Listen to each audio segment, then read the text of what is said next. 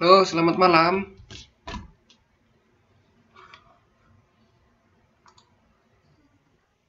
Oke, udah terdengar ya. Langsung aja kita mulai ya, soalnya udah terlambat 10 menit. Oke. Udah saya. Oke. Ntar, apa? Oke. Hadir. Ini 13 orang, masih ada 3 orang lagi berarti yang belum hadir.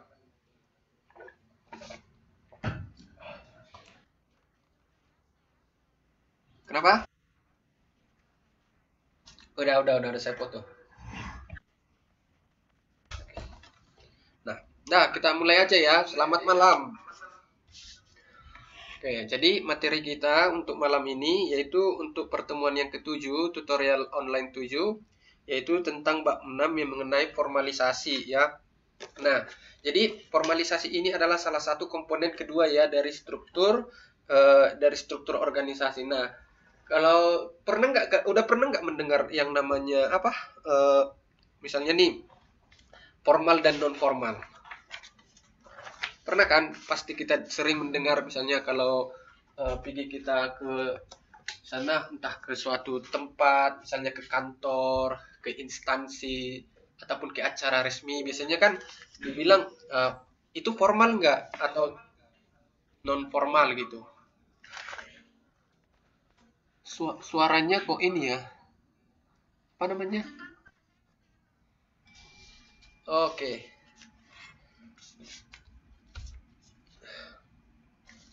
udah,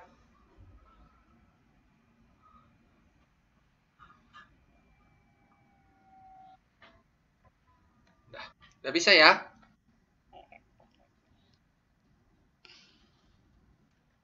Oke, nah jadi di sini kita mau berbicara tentang bagaimana formalisasi itu di dalam sebuah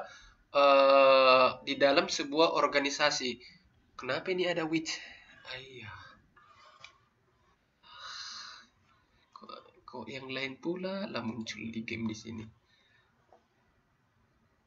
Oke, nah jadi di sini kita akan berbicara tentang bagaimana formalisasi itu di dalam sebuah organisasi. Nah, teman-teman kan pasti kita udah sering mendengar kata yang namanya kata formal atau non formal. Nah, biasanya kan kalau formal biasanya itu biasanya ada standar tinggi gitu kan. Baru kalau non formal biasanya kan standarnya biasa aja atau rendah biasanya gitu. Contohnya dalam hal sehari-hari misalnya dalam hal berpakaian misalnya kan ketika misalnya dibilang pakaiannya formal berarti biasanya itu kan rapi, bagus, biasanya kan seperti itu sopan gitu kan.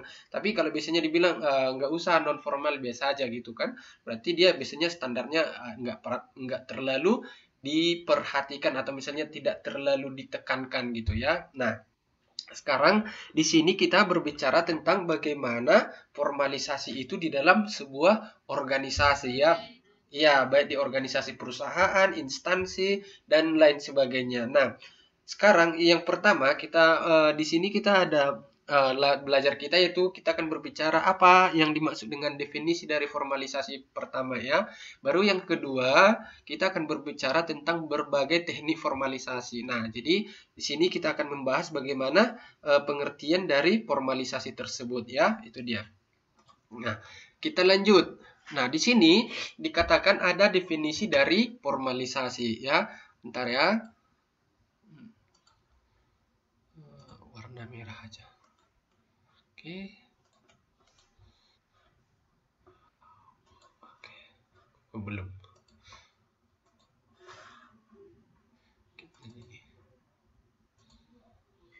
Ini. Oke. Nah, oke, kita lanjut ya. Jadi di sini kita akan membahas tentang pengertian dari formalisasi ya.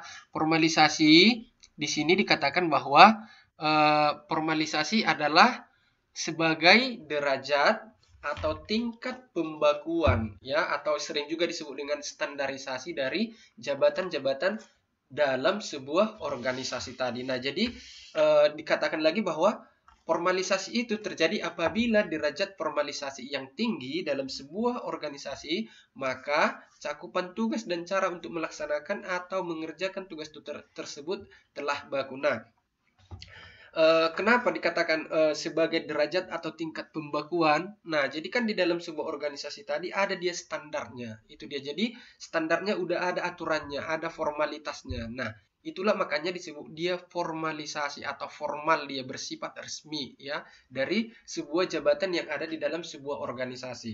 Itu dia. Dan selanjutnya dikatakan bahwa apabila derajat formalisasinya tinggi ya dalam sebuah organisasi, maka cakupan tugas dan cara untuk melaksanakan atau mengerjakan tugas tersebut dikatakanlah baku. Nah, artinya formalisasi tadi tinggi maksudnya ada standarnya, ada aturan yang mengatur, ya, itu dia maksudnya formalisasinya.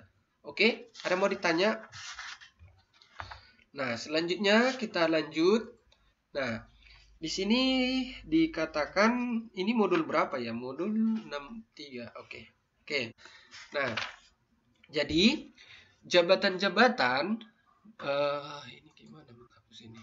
Oke. Jadi dikatakan bahwa jabatan-jabatan dengan tingkat formalitas yang tinggi ya, yang tinggi ini, maka uraian pekerjaan atau job description atau keterangan mengenai tugas-tugas yang tercakup dalam setiap jabatan perlu jelas dan terperinci. Nah, di dalam organisasi tadi kan ada namanya jabatan. Nah, jabatan itulah yang dikatakan bersifat formalitas tadi. Nah, bagaimana jabatannya dikatakan formalitas ya? Jadi ketika jabatannya tadi bersifat formalitas yang tinggi, maka uraian pekerjaan atau job description-nya mengenai tugas tersebut adalah cukup jelas ya. Jadi ada jelas, terperinci dia, sehingga dikatakanlah formalitas tadi adalah tinggi. Itu dia. Ada tugas-tugas yang jelas di dalamnya. Oke, jadi kalau misalnya formalitasnya rendah bagaimana? Nah, di situ bisa dikatakan bahwa tidak terlalu ditekankan ya aturan yang ada di dalam sebuah organisasi tadi. Nah, dan selanjutnya dikatakan bahwa disertai dengan adanya berbagai aturan yang baku ya. Jadi ada aturan yang baku. Baku maksudnya adalah jelas, standar dia, jadi tidak sembarangan ya, itu dia makanya dibilang baku, resmi ya, resmi, serta prosedur kerja yang jelas ya, sehingga isi dan cara menjalankan jabatan menjadi jelas dan baku ya. Itu dia, itulah definisi dari formalisasi tadi. Jadi kalau penting diingat bahwa kalau kita berbicara tentang formal, biasanya sifatnya bagaimana? Nah, bisa kalau dikatakan sifat yang formal itu biasanya baku ya, aturannya jelas, prosedurnya jelas, dan terarah atau terperinci. Itu dia ya. Ada mau ditanya dari sini?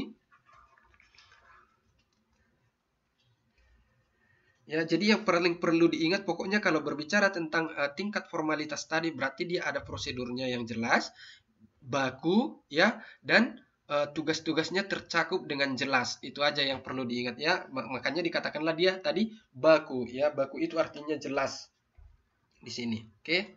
Nah, selanjutnya dikatakan bahwa tingkat formalisasi merupakan salah satu alat yang digunakan untuk mengukur derajat standarisasi suatu organisasi. Ya, tingkat formalisasi tadi. Jadi bagaimana tingkatan formalisasi tadi? Semakin tinggi biasanya tingkat formalitas. Nah, disitulah semakin tinggi derajat atau semakin tinggi standarisasi tadi dari sebuah organisasi. Contohnya, ketika di dalam sebuah perusahaan besar, tingkat formalisasinya akan beda dengan sebuah organisasi di organisasi yang kecil ya. Kenapa? Karena biasanya organisasi yang besar biasanya akan bersifat bagaimana? Bersifat lebih formal atau bersifat lebih, kalau belajar kita di pertemuan sebelumnya kalau dikatakan perusahaan yang besar itu bagaimana? Biasanya organisasinya akan lebih kompleks, itu dia ya. Nah, baru selanjutnya dikatakan bahwa jika standarisasi meningkat ya, maka semakin banyak peraturan dan prosedur kerja yang mengikat karyawan dalam melaksanakan berbagai tugas dan jabatannya. Nah, jadi ketika tadi standarisasi tadi meningkat, misalnya nih prosedurnya meningkat, aturannya meningkat, ya. Jadi itu akan semakin bagaimana? Jadi akan semakin banyak peraturan atau prosedur yang dijalani siapa? Yang dijalani karyawan atau yang mengikat karyawan dalam melaksanakan berbagai tugas dalam jabatannya. Ya, tapi perlu diingat bahwa tadi semakin tinggi formalitas tadi, maka standarisasi suatu organisasi tadi akan semakin tinggi derajatnya. Itu dia. Nah, selanjutnya standarisasi atau pembakuan bukan hanya akan mengurangi alternatif cara yang bisa diikuti dalam pelaksanaan tugas, tetapi juga membuat karyawan menjadi bebas dari keharusan untuk memikirkan sendiri yang hendak diikuti dalam menyelesaikan tugas tadi. Nah, kenapa dikatakan seperti ini? Karena sudah ada aturan yang berlaku. Jadi karyawan tadi hanya menjalankan atau hanya mengikuti prosedur dari standarisasi yang ditetapkan dari sebuah organisasi tadi. Ya, itu dia maksudnya. Sehingga karena sudah ada aturan yang jelas, nah di sini karyawan hanya mengikuti ya aturan-aturan yang berlaku dalam organisasi tadi. Sehingga kenapa? Sehingga karyawan tadi tidak memikirkan cara sendiri untuk apa? Untuk melakukan pekerjaannya tadi, dalam menyelesaikan pekerjaannya tadi dia tidak perlu berpikir karena sudah ada standarisasi yang harus dilaksanakan. Itu dia maksudnya ya. Itulah gunanya tadi standarisasi atau di dalam sebuah organisasi. Ada mau ditanya dari sini?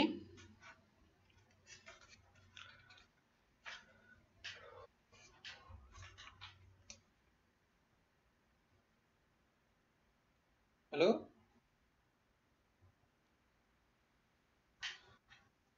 Dengarnya suara saya nih. Dengar suara saya kan? Maksudnya oke, oke, oke, oke. Kukira tadi nggak terdengar atau masalah ini pikir sekali. Oke. Nah, oke kita lanjut. Ada mau ditanya dari sini? Kalau nggak ada biar kita lanjut. Nggak ada ya? Jelas berarti ya?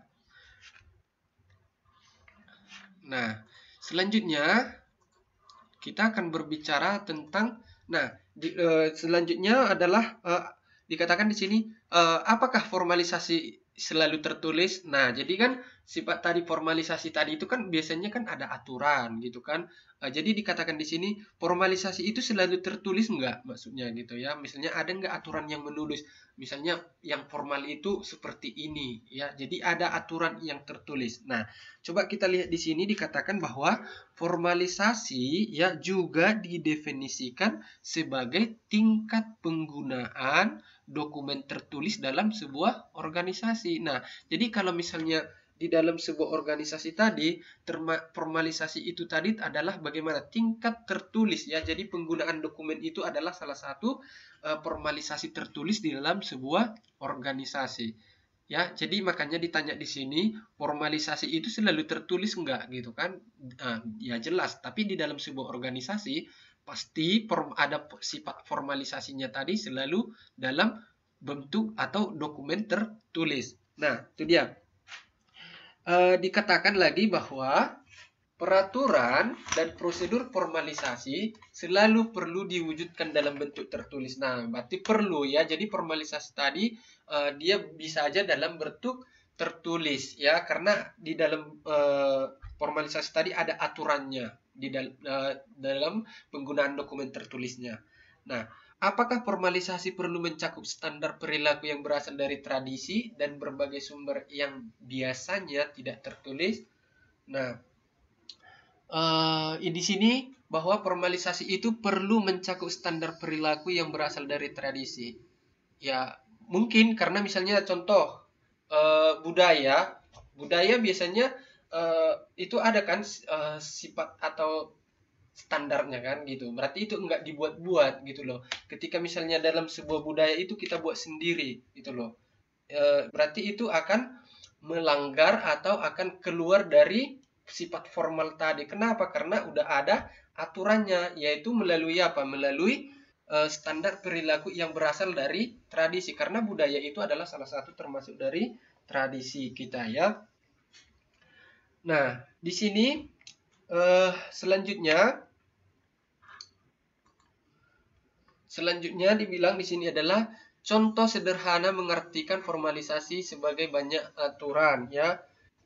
Contoh sederhana nih mengartikan bahwa katanya formalisasi itu adalah sebagai banyak peraturan, prosedur, instruksi, komunikasi yang diwujudkan di dalam bentuk dokumen tertulis. Nah, berarti formalisasi tadi bisa dalam bentuk tertulis, tetapi bisa juga tidak dalam bentuk tertulis, ya. Tetapi di dalam sebuah organisasi biasanya formalisasi tadi akan lebih kepada bentuk tertulis. Nah, makanya dikatakan di sini bahwa formalisasi sebagai banyak ya peraturan, ya, sebagai banyaknya peraturan, baru prosedur, instruksi, dan komunikasi yang diwujudkan dalam bentuk dokumen tertulis, ya. Nah, derajat formalisasi dapat diukur dengan memeriksa kelengkapan dokumen tertulis. Berarti biasanya formalisasi tadi bisa dalam bentuk tertulis, ya. Ini dia.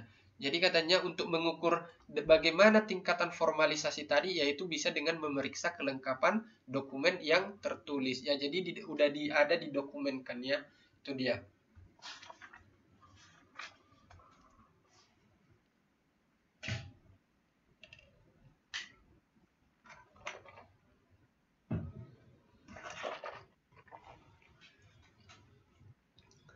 Oke, ada mau ditanya dari sini, apakah formalisasi selalu tertulis atau enggak? Kalau tidak ada, biar kita lanjut.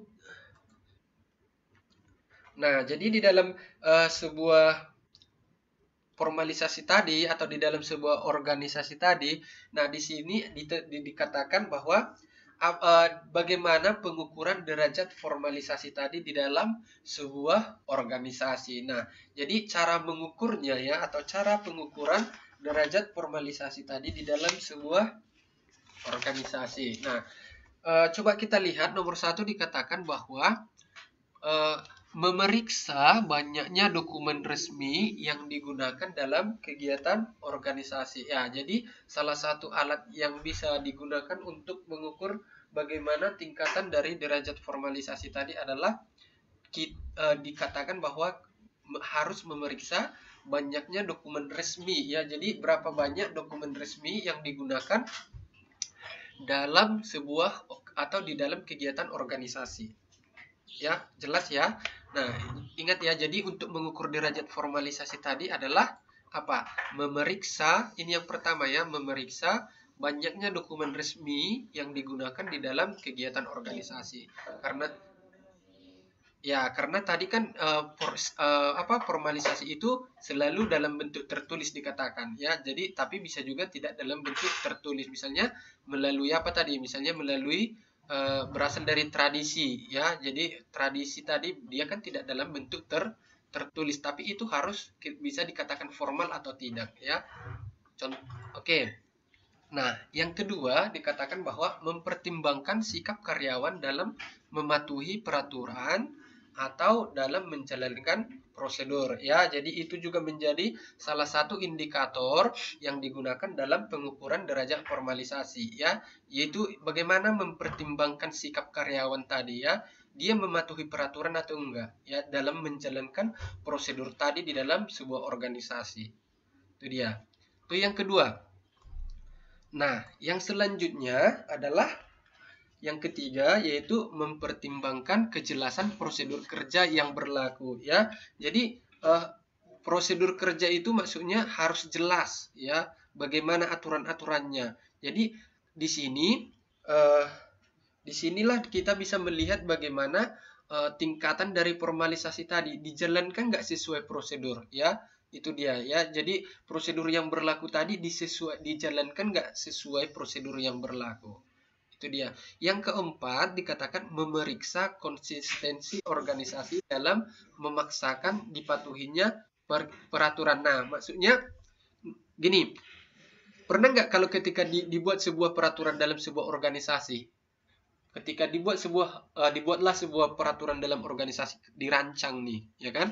Nah, sesudah dirancang, diaplikasikan atau diterapkan, mulai disosialisasikan bagaimana cara penggunaan organisasi tadi atau bagaimana aturan-aturan yang berlaku di organisasi tadi. Nah, ketika setelah dilaksanakan atau setelah diterapkan, bagaimana konsistensi itu, maksudnya setiap bagaimana pelaksanaannya setiap hari ya di dalam organisasi tadi. Konsisten nggak anggota organisasi tadi dalam mematuhi peraturan yang dibuat tadi? Ya, itu dia maksudnya ya. Jadi perlu memeriksa konsistensi organisasi dalam melaksanakan atau dalam memaksakan dipatuhinya peraturan ya. Jadi ketika dibuat peraturan tadi, jangan hanya misalnya nih dibuat minggu ini hanya berlaku sebulan gitu kan, hanya dijalankan sebulan, setelah sebulan mulai longgar akhirnya hilang ya. Itu dia maksudnya. Jadi mereka tidak konsisten, itu dia. Oke, ada mau ditanya dari sini? Bagi pengukuran derajat formalisasi tadi, yang pertama memeriksa dokumen resmi ya yang digunakan, banyaknya dokumen resmi. Yang kedua mempertimbangkan sikap karyawan ya, jadi bagaimana karyawan tadi mematuhi peraturan ya. Dan yang ketiga adalah apa? Mempertimbangkan kejelasan prosedur kerja. Dan yang keempat adalah konsistensi ya. Jadi konsistensi itu, jadi ketika misalnya kita mau menjalankan sesuatu, yang paling susah itu biasanya apa? Biasanya yang paling susah kita kalau misalnya ada mau kita laksanakan misalnya nih program, misalnya sebuah program itu biasanya yang paling susah melaksanakan adalah konsistensi ya. Misalnya ada nih planning kita atau merencanakan sesuatu. Nah, ketika kita udah mulai, nah melaksanakan konsistensi tadi itu yang paling susah. Oke? Contohnya apa nih programnya, misalnya untuk kaum perempuan biasanya program diet gitu kan. Ketika misalnya dia memulai mau diet, nah mungkin seminggu 2 minggu ya dia rutin, tapi setelah selanjutnya dia udah malas gitu ya. Itu adalah salah satu contoh sifat dari inkonsistensi. Oke, ada mau ditanya dari sini?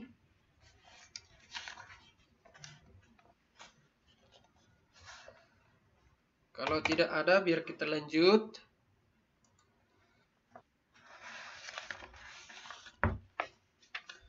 Oke, jadi kita lanjut lagi ya. Jadi dikatakan bahwa biasanya derajat formalisasi tadi perlu diukur dengan menggunakan dimensi yang lebih lengkap ya. Jadi dimensi yang lebih lengkap yaitu dengan memperhatikan tingkat penggunaan dokumen tertulis maupun dengan memeriksa persepsi anggota organisasi ya. Jadi itu yang perlu paling dilihat ya, atau perlu diukur menggunakan apa? Penggunaan dokumen ya yang lengkap, dan bagaimana persepsi anggota atau bagaimana respon dari sebuah anggota organisasi di dalam menjalankan tadi ya peraturan yang ada di dalam sebuah organisasi tadi ya, yang selanjutnya akan mempengaruhi sikap atau attitude mereka terhadap corak peraturan yang berlaku ya. Jadi itu dia. Nah, ketika misalnya tadi ada aturan atau dalam bentuk tertulis, nah selanjutnya juga perlu diteliti atau diukur bagaimana tingkat persepsi atau anggota organisasi tadi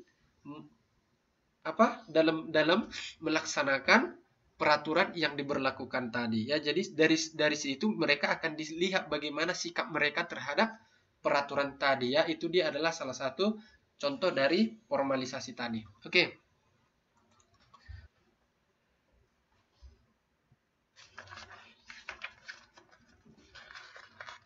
Oke, selanjutnya ada mau ditanya?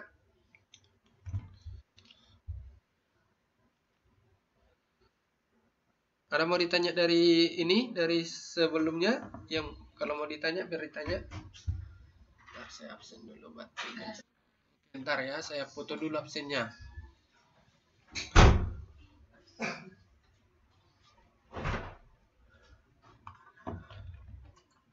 Nah, yang selanjutnya kita berbicara bagaimana atau faktor-faktor yang berpengaruh terhadap derajat formalisasi. Ya, jadi kalau berbicara kita mengenai faktor-faktor, nah, jadi apa saja yang mempengaruhi derajat formalisasi tadi sehingga derajat formalisasi tadi tinggi gitu atau semakin rendah. Nah, jadi di sini ada faktor-faktor yang mempengaruhinya ya.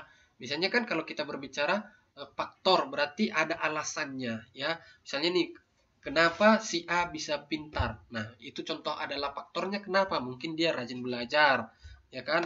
Habis itu mungkin dia memang udah dasarnya pintar, IQ-nya tinggi. Nah, di sana banyak faktornya. Nah, jadi di sini yang mau kita bahas tentang bagaimana atau apa saja faktor-faktor yang berpengaruh terhadap derajat formalisasi tadi. Nah, jadi perlu kita ingat ya bahwa biasanya kan setiap organisasi itu mempunyai tingkat formalisasi atau derajat formalisasi yang berbeda-beda ya.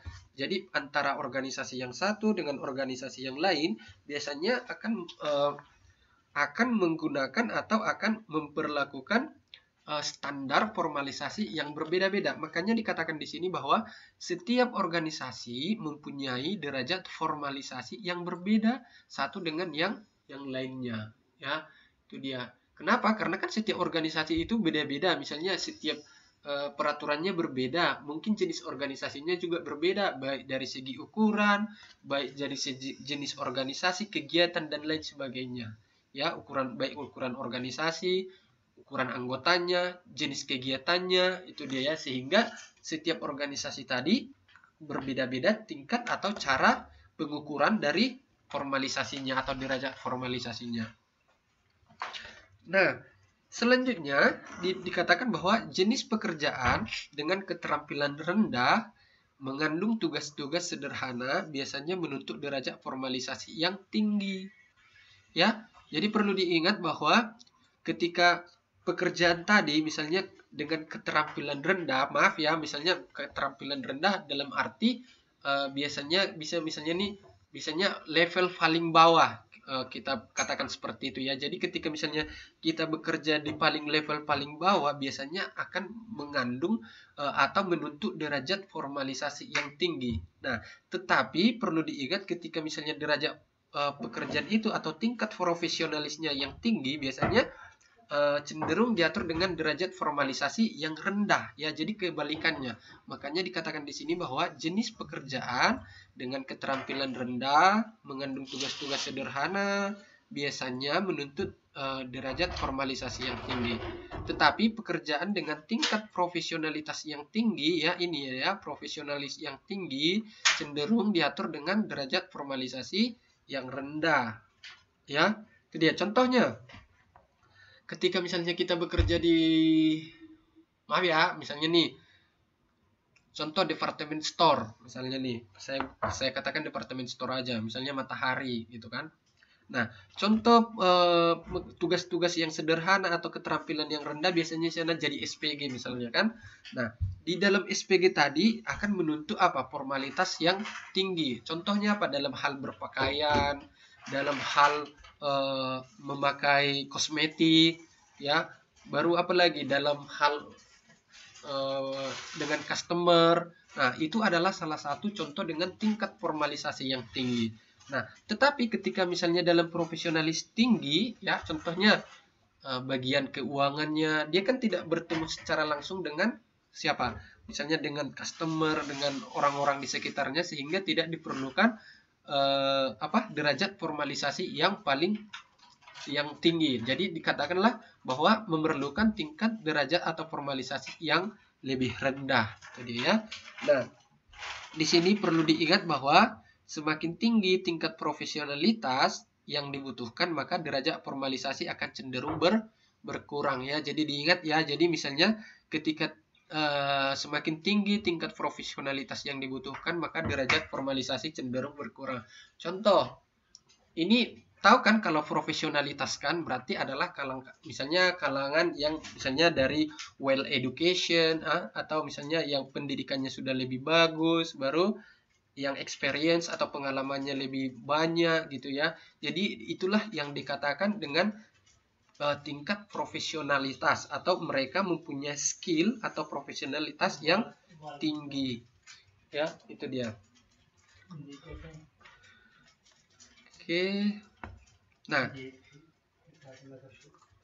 Oke, selanjutnya dikatakan bahwa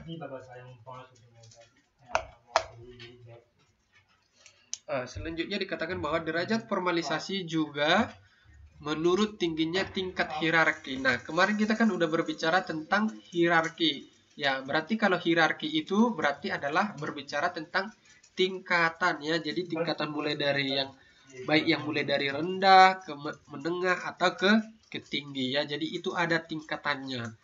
Ya, jadi kalau misalnya berbicara tentang hierarki, ya itu dia tadi adalah tingkatan ya, tingkatan. Nah, semakin tinggi hierarki suatu jabatan ya, perlu diingat dikatakan bahwa semakin tinggi tingkat hierarki suatu jabatan ya, tingkatan hierarki jabatan tadi maksudnya adalah misalnya nih top management ya, jadi biasanya itu kan adalah salah satu contoh hierarki di paling atas gitu ya, jadi top management contohnya ya. Jadi biasanya semakin jarang jabatan tersebut terlibat dalam kegiatan berulang ya. Maksudnya kegiatan berulang itu, tahu nggak kegiatan berulang apa? Biasanya paling sering itu kegiatan berulang itu dikerjakan oleh siapa? Yang keterampilan rendah ya. Jadi diingat ya, kalau misalnya kegiatan berulang itu biasanya sering dilakukan dengan kegiatan di keterampilan rendah yang mengandung tugas-tugas sederhana ya. Jadi kalau misalnya hierarkinya sudah makin tinggi, berarti dia bagaimana? Jabatan tersebut tidak akan terlihat dalam kegiatan berulang. Oke, contoh kegiatan berulang misalnya kita bagian produksi di pabrik gitu kan. Nah, itu adalah salah satu contoh kegiatan berulang yang dikerjakan setiap hari. Nah, di situ bagaimana tingkat formalisasinya? Ya, di situ akan tinggi. Jadi tingkat formalisasinya ketika kita misalnya di bagian produksi atau di bagian akan beda dengan di bagian misalnya pemasaran atau di bagian penjualan ataupun di bagian purchasing atau pembelian ya. Jadi itu akan beda. Nah, selanjutnya dikatakan bahwa hierarki yang tinggi juga biasanya disertai dengan membesarnya kegiatan kebebasan yang dimiliki. Nah, makanya kalau misalnya kita pengen bisa bebas atau misalnya tidak dikontrol terlalu banyak, nah, makanya dikatakan cepat-cepat naik jabatan gitu kan. Biasanya kalau di perusahaan misalnya ya yang paling banyak diatur itu siapa? Yang jelas adalah bawahannya. Nah, ketika misalnya kita udah atasan, siapa yang mengatur? Ya mungkin kita diatur oleh atasan kita lagi, tetapi tidak terlalu banyak. Itu dia ya. Makanya dikatakan di sini hierarki yang tinggi juga biasanya disertai dengan membesarnya kegiatan kebebasan yang dimiliki ya. Jadi semakin misalnya kita tinggi ya, biasanya tingkat kebebasannya semakin banyak, tetapi biasanya tanggung jawabnya semakin besar. Itu aja bedanya ya. Nah, selanjutnya tingginya derajat formalisasi pada suatu jabatan berbanding terbalik dengan tingkat hierarki maupun tingkat profesionalitas tersebut. Ya, itu dia. Jadi, ada mau ditanya dari sini?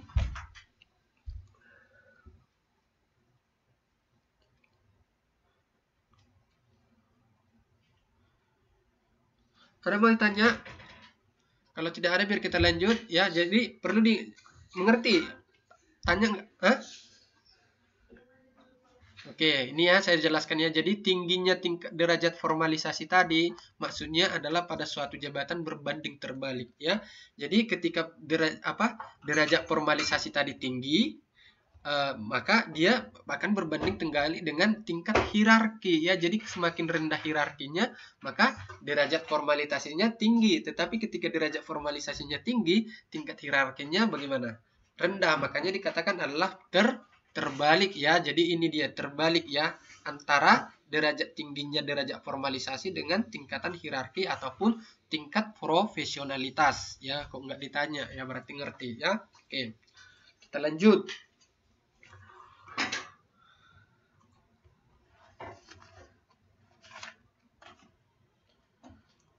Nah, selanjutnya kita berbicara tentang apa nih? Selanjutnya dikatakan bahwa faktor lain yang juga berpengaruh terhadap formalisasi ya. Jadi ada juga faktor yang lain selain faktor-faktor yang udah kita sebutkan tadi. Ada juga beberapa faktor lain yang berpengaruh terhadap formalisasi tadi ya. Dikatakan di sini adalah jenis pekerjaan ya, jenis pekerjaan atau fungsi yang dijalankan. Fungsi ini maksudnya tugas ya, yang dijalankan dalam suatu jabatan ya. Jadi ini adalah salah satu faktor yang juga berpengaruh terhadap derajat dari formalisasi ya. Jadi jenis pekerjaan. Nah, makanya dikatakan tadi di awal ketika tingkat pekerjaan kita atau misalnya semakin profesional atau tingkat pekerjaan kita di paling level di paling bawah, biasanya tingkat formalisasi atau derajat formalisasinya akan berbeda ya. Makanya dikatakan ini adalah salah yang merupakan juga faktor lain yang berpengaruh terhadap derajat formalisasi, yaitu apa? Derajat pekerjaan dan fungsi yang atau fungsi jabatan yang dijalankan ya. Itu dia. Ada mau tanya? Kalau nggak ada, kita lanjut. Nah, selanjutnya dia katakan biasanya jenis jabatan pada fungsi produksi mempunyai formalisasi yang tinggi. Nah, udah saya jelaskan tadi di awal ya. Salah satu contoh tingkat formalisasi yang paling tinggi tadi adalah di bagian produksi. Kenapa? Ada yang mau jawab? Kenapa?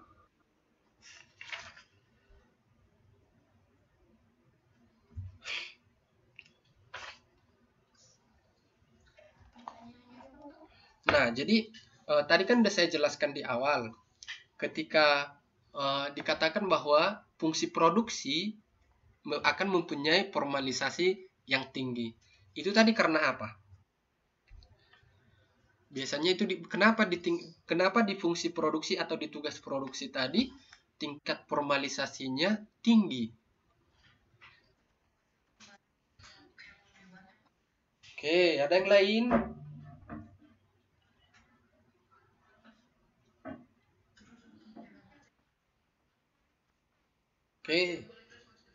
Oke, boleh.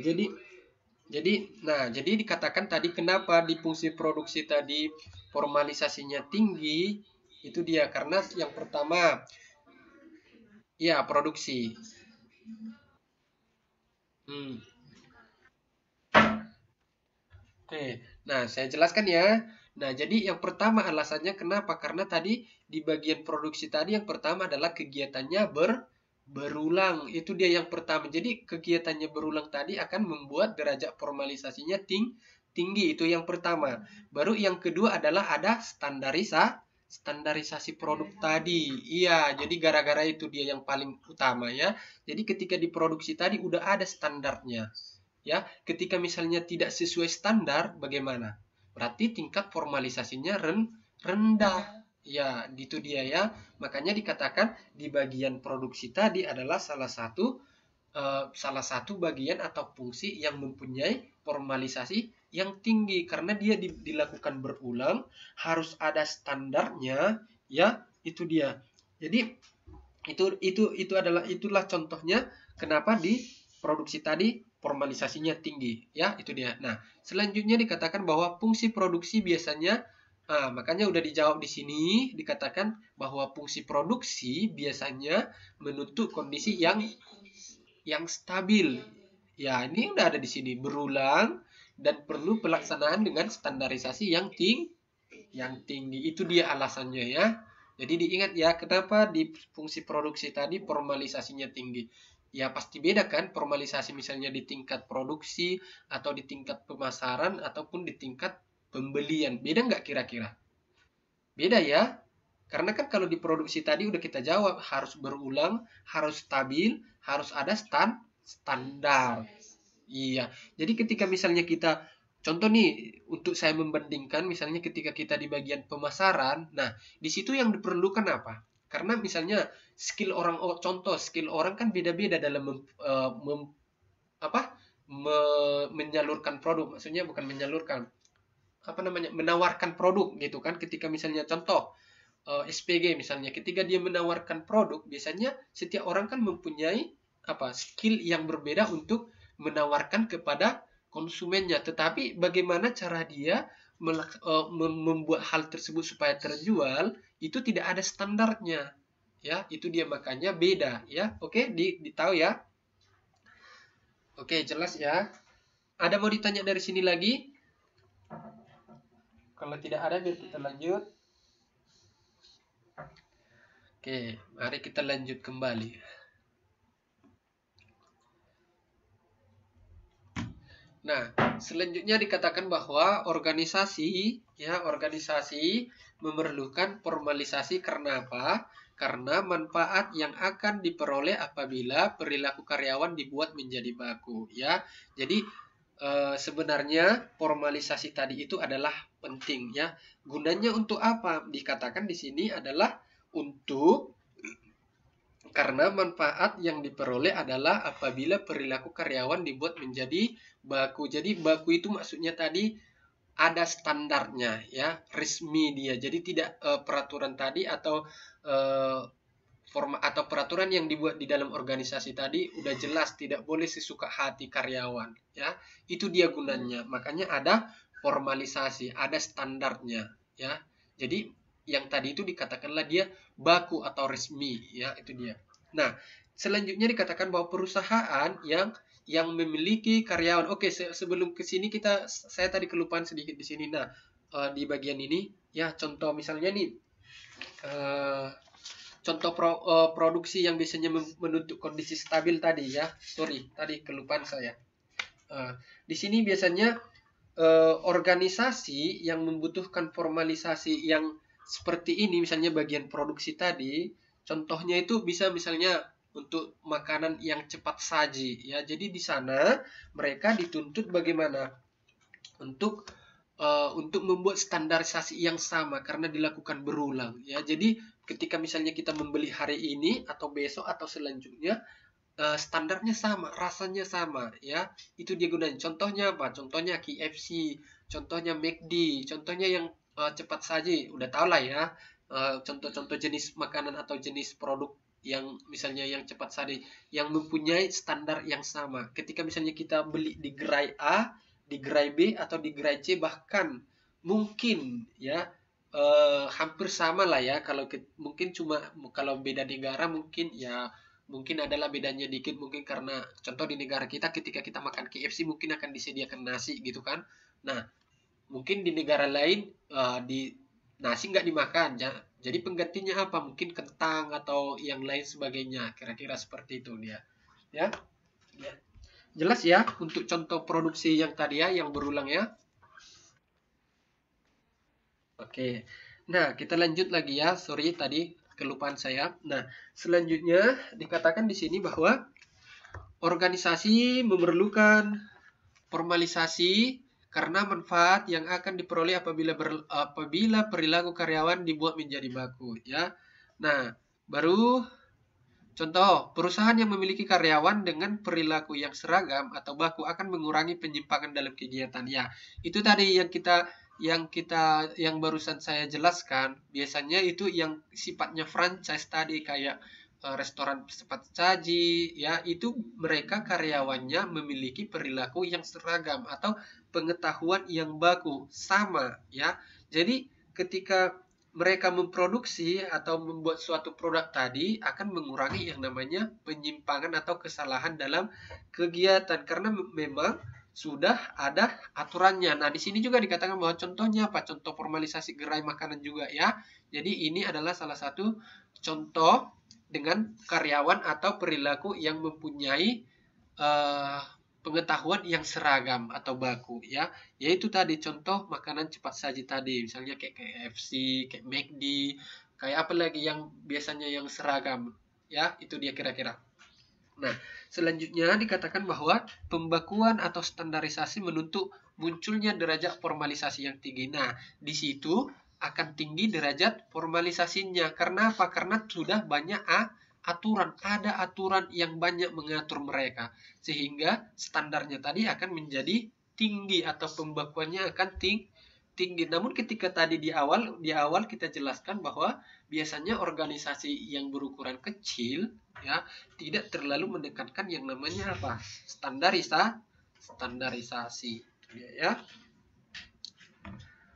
Oke.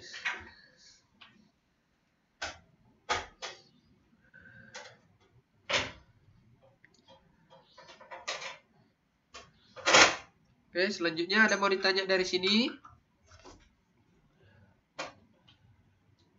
Oke, jadi kita tengok dulu, ya, modulnya, ya. Nah, jadi dikatakan di modulnya modul 6.6, ya. Kalau ada modulnya boleh dibuka bagi yang ada. Nah, kita lihat lagi di sini adalah contoh lain ya, pembakuan membuat para petugas kesehatan tidak kebingungan dan paham apa yang harus mereka lakukan apabila mereka diterjunkan untuk menghadapi keadaan darurat ya, misalnya apabila terjadi musibah, kecelakaan lalu lintas, kebakaran dan sebagainya ya. Itu salah satu contoh lain yang mempunyai standarisasi atau pembakuan kerja yang sama ya, contoh tadi tenaga kesehatan tadi. Nah, mereka itu udah dibekali atau mereka mempunyai prinsip yang sama atau pengetahuan yang sama tentang hal-hal yang mengenai kesehatan tadi, atau ketika misalnya terjadi musibah, kecelakaan. Nah, mereka sudah tahu apa yang mereka lakukan. Ya, itu dia.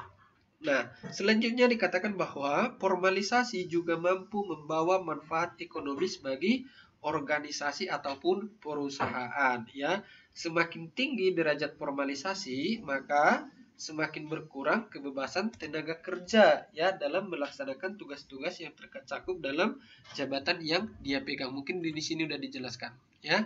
Oke. Nah, dikatakan lagi bahwa jabatan dengan derajat formalisasi yang rendah biasanya perlu ditangani oleh karyawan yang lebih bijaksana sehingga tidak bingung menghadapi situasi yang cenderung berubah-ubah ya. Nah, jadi di dalam sebuah perusahaan tadi juga ada beberapa karyawan yang misalnya ketika ada terjadi masalah, nah mereka kebingungan ya untuk menghadapi masalah itu. Nah, disitulah makanya diperlukan apa? Ada yang yang profesional dan ada yang standar yang misalnya dari karyawan yang biasa aja ya, itu dia. Nah, jadi biasanya karyawan yang cerdas itu dan yang berpengalaman itu biasanya akan mampu melaksanakan tugasnya tanpa apa? Tanpa banyaknya aturan yang berlaku ya, itu dia. Jadi makanya di dalam sebuah organisasi itu perlu atau harus ada yang namanya tenaga profesionalisasi tadi. Oke, itu dia. Oke, kita lanjut ya kalau nggak ada mau ditanya. Oke, selanjutnya di bagian C ya.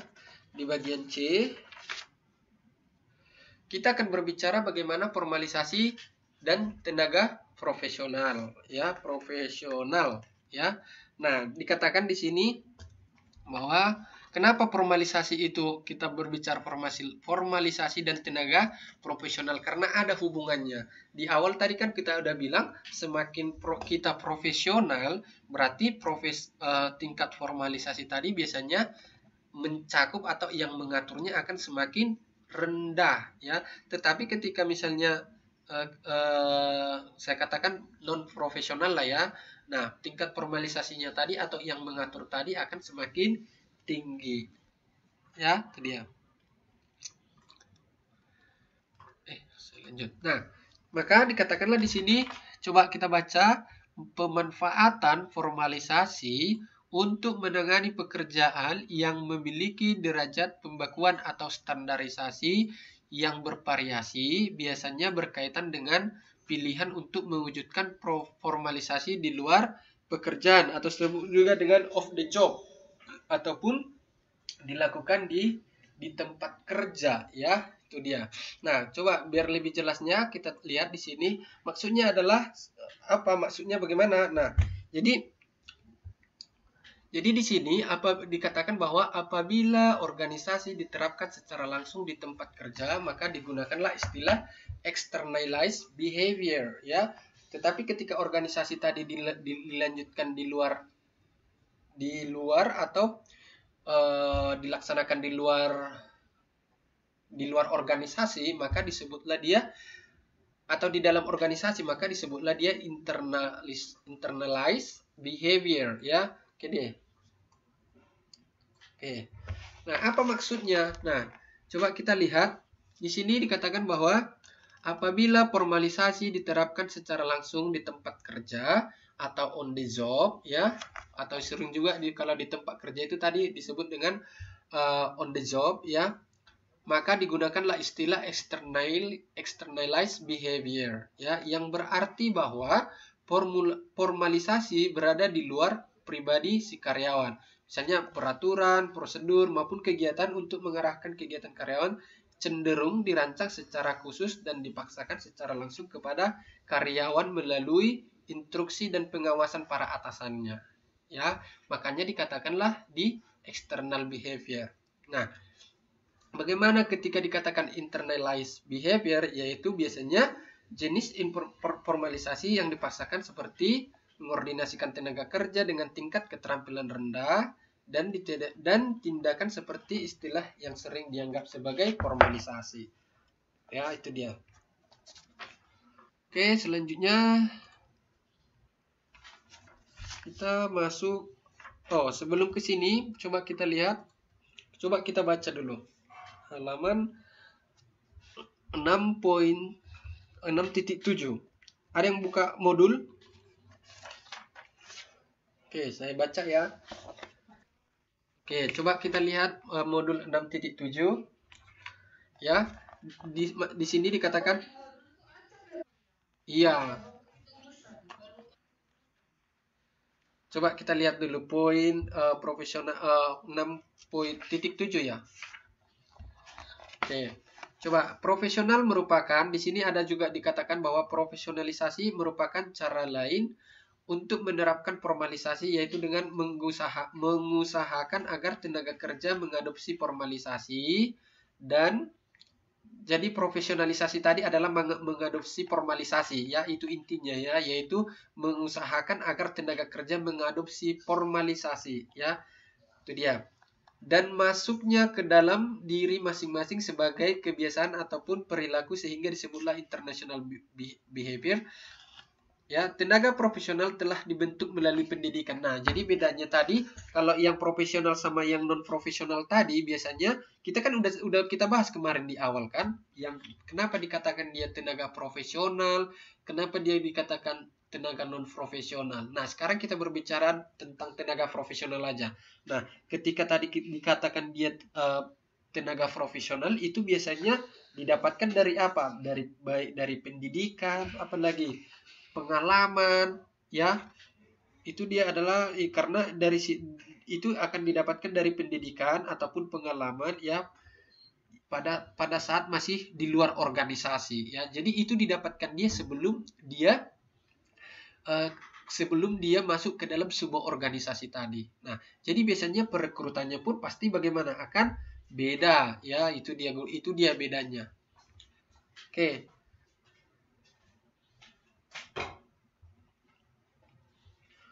Oke, kita lanjut ya. Yang kedua, nah sekarang kita masuk bagian yang kedua, yaitu berbagai teknik formalisasi.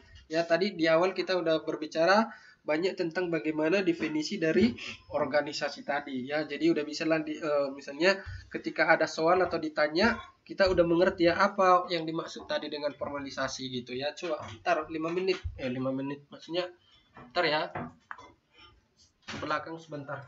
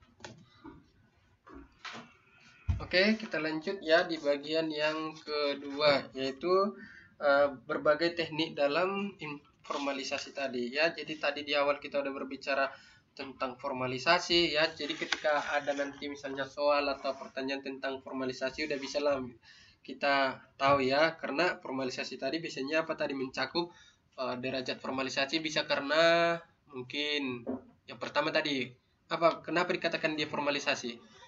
Mungkin terlalu banyak aturannya ya kan, terlalu banyak aturan-aturan yang baku, makanya dikatakan dia formalisasinya tinggi. Nah ketika misalnya dia dikatakan derajat formalisasinya rendah tadi, biasanya mungkin tidak terlalu banyak peraturan yang baku yang mengikat ya. Itu dia. Sekarang kita berbicara tentang teknik formalisasi. Nah di dalam teknik formalisasi tadi yang pertama dikatakan adalah dimulailah dari seleksi ya. Jadi tingkat formalisasi tadi akan dimulai dari seleksi. Nah, contoh di sebuah organisasi, nah ketika misalnya ada sebuah organisasi mereka menginginkan atau ingin merekrut yang namanya karyawan baru misalnya. Nah, pasti tingkat formalisasinya atau urutan formalisasinya biasanya akan melakukan yang namanya apa? Seleksi. Ya, itu dia, makanya di paling awal dibuat di sini adalah seleksi. Nah,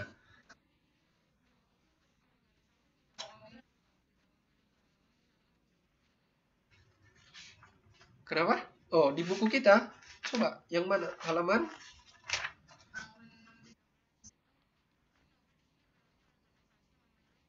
Oh, oh ini salah ketik saya, belum nggak saya beri kabel saya ke sini untuk tadi. Makasih ya udah dijelas udah dibaca ya.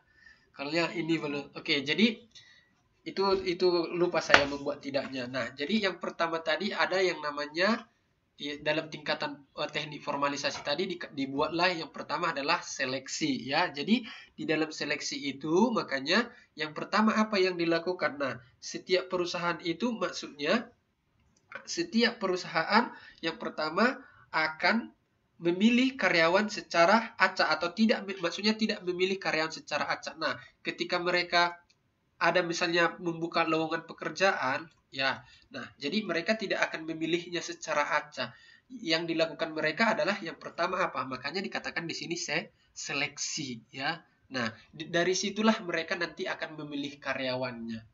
Oke. Nah, makanya dikatakan di sini ini ingat ya, organisasi tidak memilih ya, maaf ya, tadi ketinggalan mungkin ini. Gimana mengetik ini? Ya udahlah, yang udah tidak lah ini. Oke, jadi organisasi tidak memilih karyawan secara acak ya. Yang dilakukan mereka bagaimana? Yaitu tadi ketika banyak pelamar, mereka akan melakukan tes ya. Jadi dari situlah mereka akan tahu siapa nanti yang cocok untuk organisasi tadi.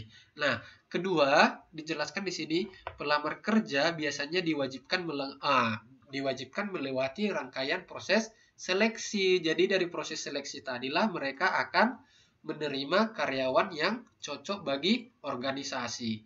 Ya, yang ketiga dikatakan fungsinya kenapa mereka perlu melaksanakan proses seleksi, yaitu untuk apa? Fungsinya untuk apa? Yaitu untuk memisahkan pelamar yang berpotensi untuk menjadi karyawan yang berprestasi. Maksudnya ketika mereka melakukan seleksi, di situ juga mereka akan melihat siapa nanti karyawan yang paling berpotensi.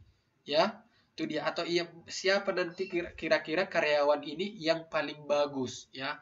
Itu dia, makanya perlu diadakan seleksi ya.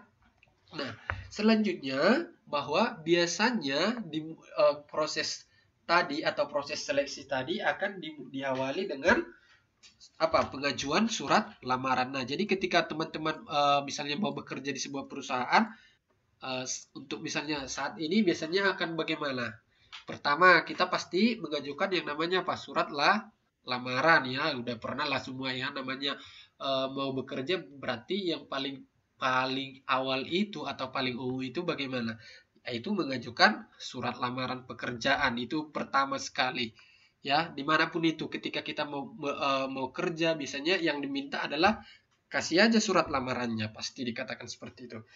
Setelah itu ketika mereka melihat karyawan ini misalnya cocok, atau ketika kita misalnya memasukkan lamaran ketika sesuai kriteria ya, mereka akan melakukan tes ya. Mungkin mereka akan panggil atau mereka akan melakukan tes ya. Tapi biasanya ketika kita melamar pasti dengan yang sesuai dengan kriteria yang biasanya kita lamar ya.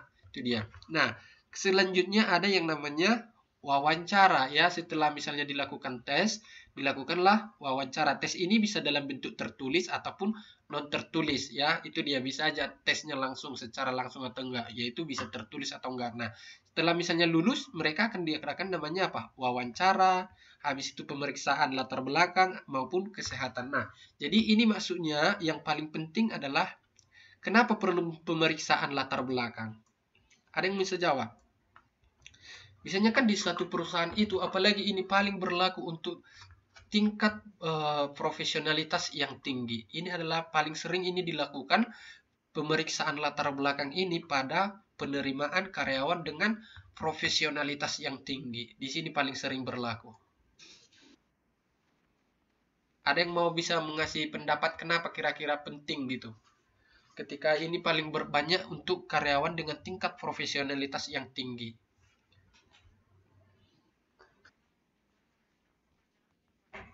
Oke, ada yang lain?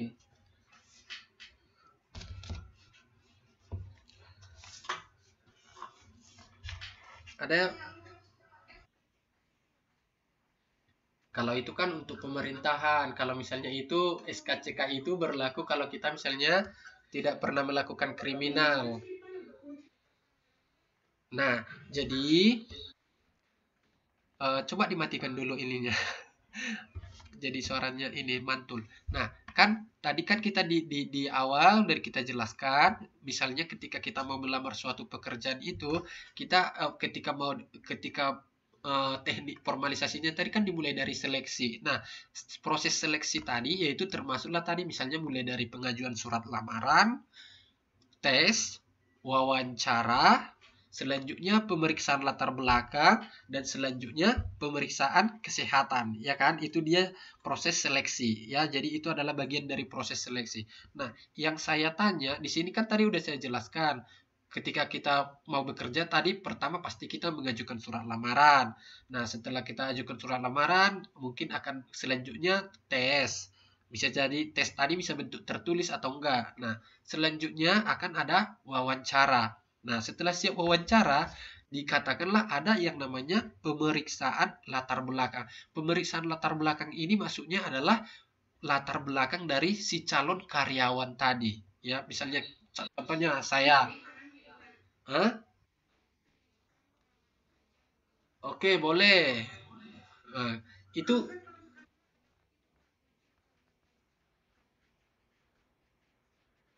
Nah, jadi kan pertanyaan saya yang mau saya tanya kan kenapa perlu pemeriksaan latar belakang itunya pertanyaan saya. Itu paling paling berlaku untuk biasanya dari kalangan profesional. Itu kenapa sangat perlu?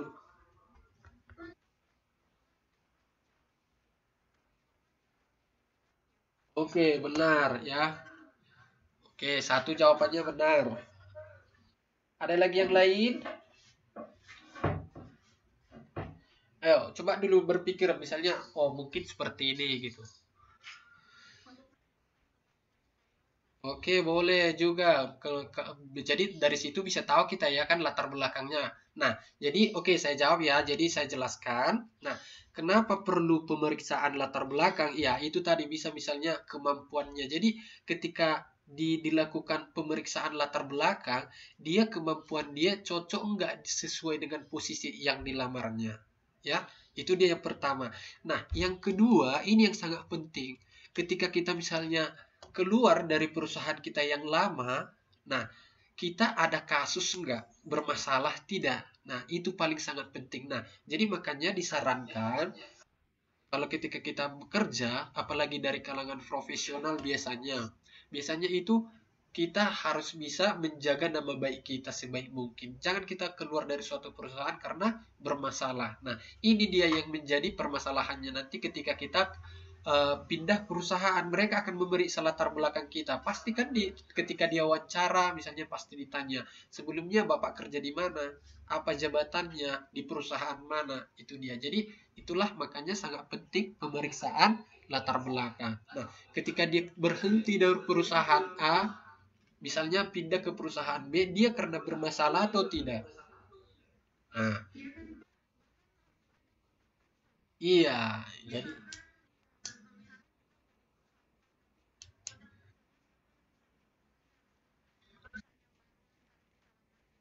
iya, iya benar.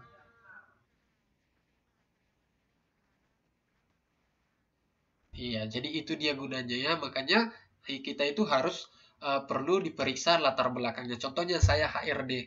Ketika saya misalnya merekrut karyawan, apalagi dari kalangan profesional, ya biasanya saya kan tidak asal merekrut. Karena dia kan udah kalangan profesional, mungkin pengalamannya bagus, pendidikannya bagus gitu kan. Nah, pasti saya akan bagaimana tidak asal saya terima, biarpun misalnya dia mempunyai kemampuan yang baik. Nah, saya juga harus perlu memeriksa latar belakang dia. Itu dia gunanya ya.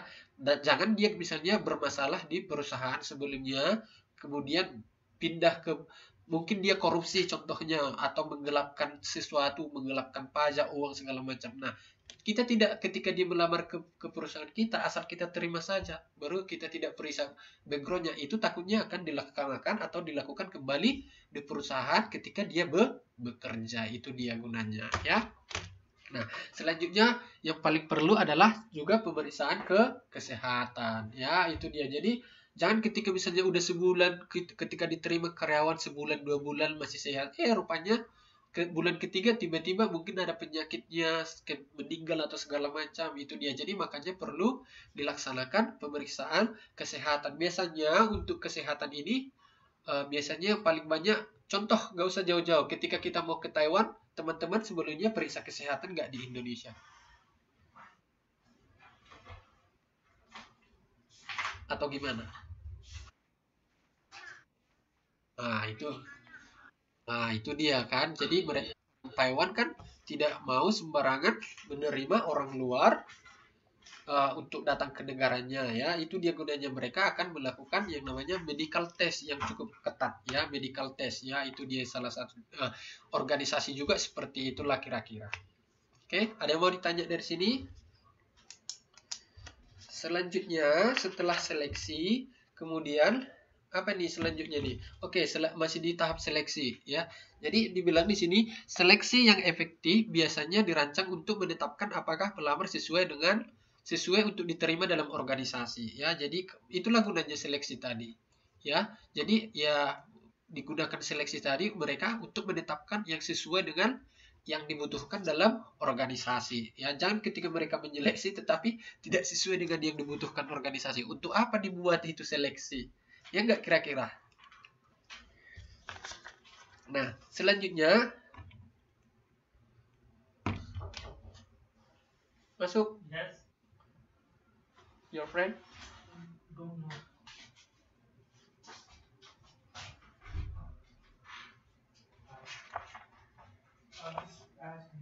Do you want to fix this? What?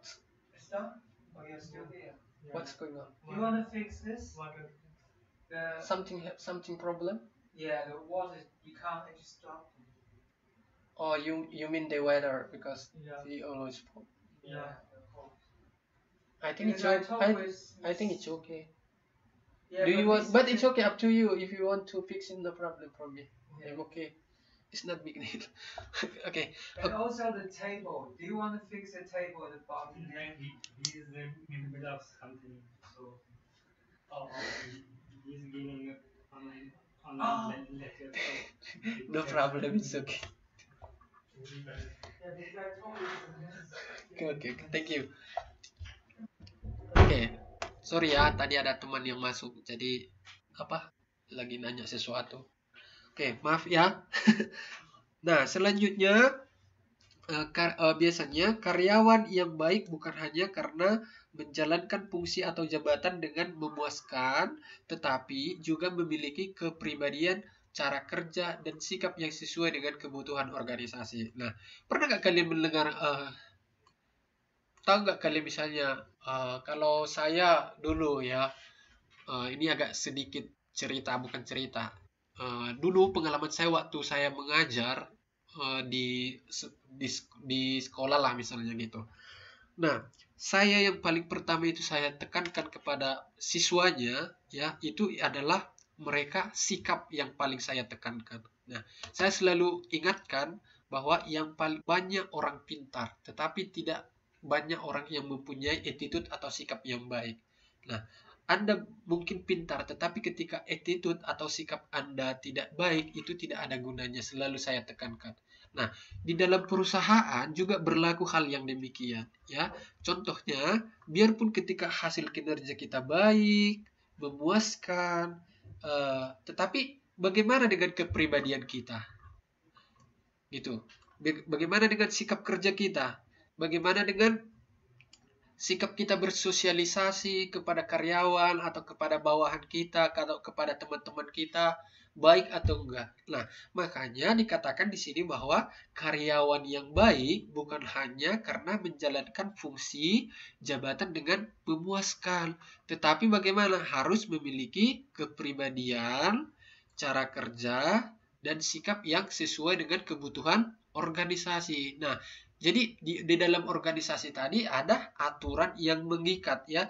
Jadi makanya dikatakan bahwa setiap karyawan, ya, mereka harus mengikuti peraturan yang ada di dalam perusahaan tadi. Itu dia gunanya. Ada mau ditanya dari sini?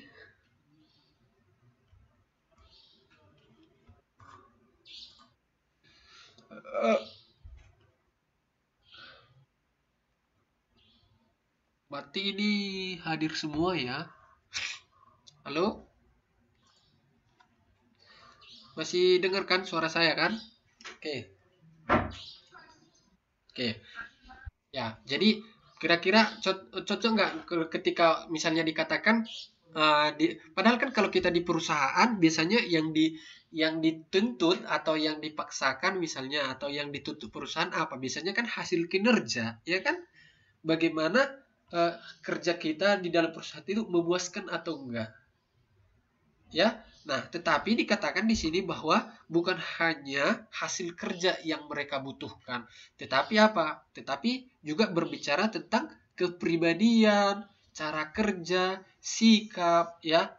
Itu termasuklah segala di bidangnya yang dibutuhkan organisasi. Itu dia perlu kita ingat, ya. Jadi dimanapun sebenarnya, ya, kalau kita misalnya bersikap baik, berkepribadian yang baik, ya mungkin ya bakalan baik lah gitu. Saya kurang tahu menjelaskannya. Oke, nah selanjutnya biasanya proses seleksi mencegah pelamar yang tidak sesuai dengan kriteria organisasi. Itu dia tadi, ya.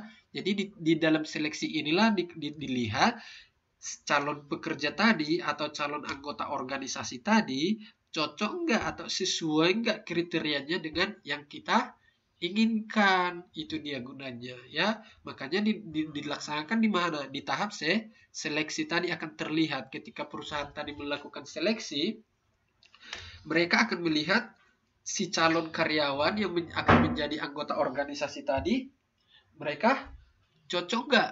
Nah, dari situlah dilihat sesuai nggak nanti kalau kita terima si karyawan ini, misalnya dia sesuai nggak, cocok nggak nanti di perusahaan kita. Itu dia, ya. Nah, selanjutnya dikatakan bahwa seleksi merupakan teknik yang paling banyak digunakan untuk mengendalikan kebebasan karyawan. Ya, oke. Ada mau ditanya dari sini?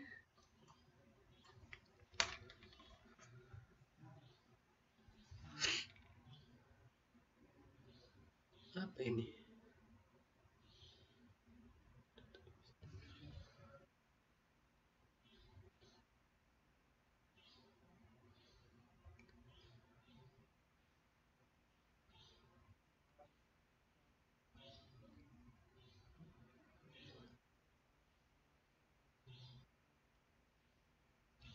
Oke, kalau tidak ada, biar kita lanjut.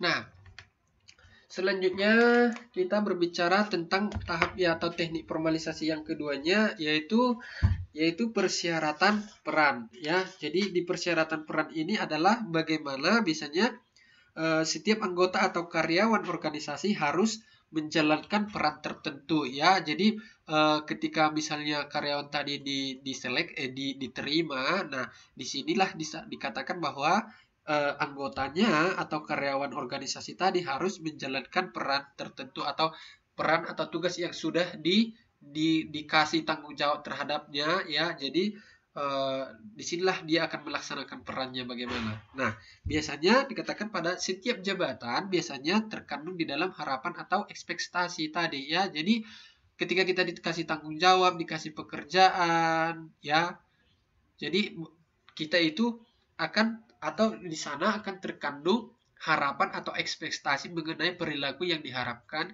dari pemegang jabatan tersebut ya. Makanya tadi di awal dikatakan bahwa seorang karyawan tadi bukan hanya dituntut apa? Yang dituntut itu bukan hanya kinerjanya, tetapi yang dituntut itu apa tadi yang paling dituntut katanya? Ada yang bisa ini, yaitu sikapnya, attitude-nya, apa lagi?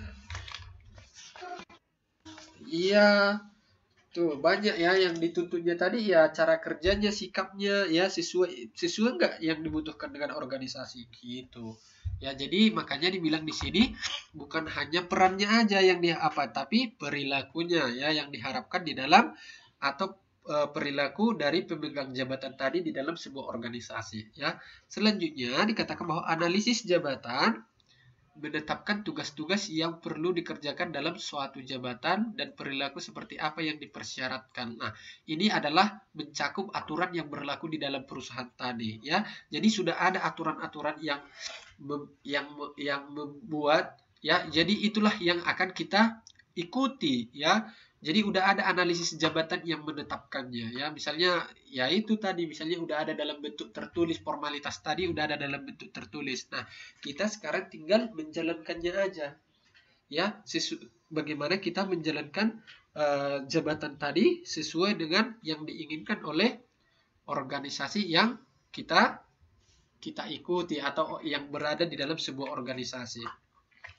Dan dikatakan bahwa organisasi berusaha mengidentifikasi tugas yang harus diselesaikan dalam suatu jabatan. Ya, jadi organisasi tadi maksudnya adalah orang-orang atau yang menganalisisnya itu tadi mereka harus bisa mengidentifikasi atau mengenali tugas yang harus diselesaikan dalam suatu jabatan. Ya, jadi ketika direkrut karyawan atau menjadi anggota organisasi, mereka harus bisa menetapkan apa jenis pekerjaannya yang harus diselesaikan dia. Itu dia. Jadi, dan ketika direkrut misalnya kita di bagian A, tetapi ditempatkan di bagian B. Itu bagaimana? Biasanya mungkin aduh, gimana lagi ini? Jaringannya lagi.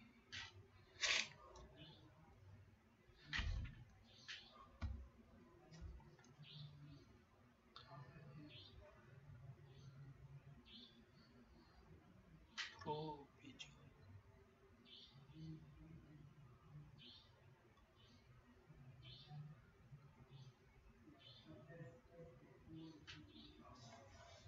Oh, alah. Suaranya hilang lagi.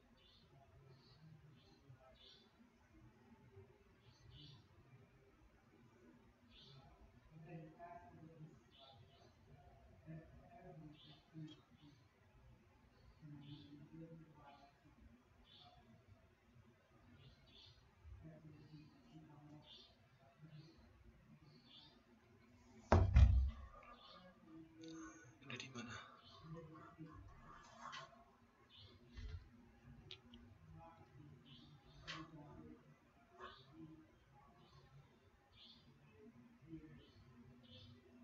Mati.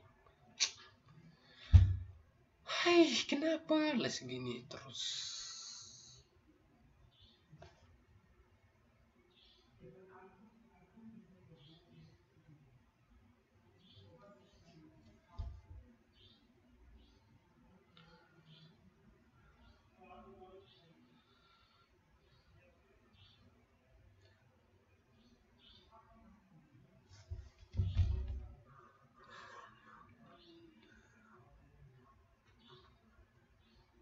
Loh, kok panggilan diakhiri?